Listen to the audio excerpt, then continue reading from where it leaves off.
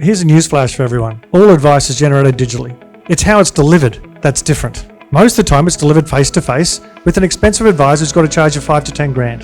Or you can have a digital platform that instantly gives you that advice and has an AI chat that has that conversation like you would with an advisor who's delivering it. And then all of a sudden you can make it available to every single Australian. Every fund we talk to, we simply say, if you do not have an advice person around the table, how are they going to get resources for things like digital advice? In terms of legal compliance, set up the prompt engineering, which are the guardrails, so that the AI is literally bound by the actual complying advice and is just representing it in easier to understand words. But if there's an inconsistency, only rely on the advice in the SOA.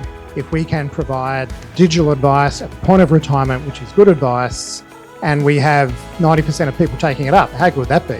That would change the way people live in retirement. So retirement needs digital advice. There's a difference between calculators and advice.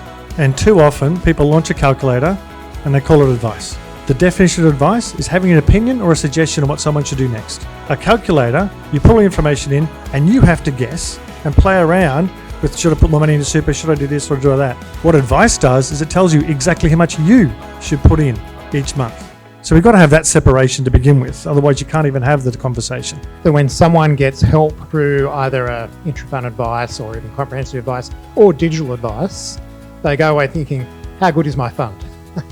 And that has an impact on retention. What our team has done has built an automated AI compliance application where it can check every single conversation that Otivo has with a client.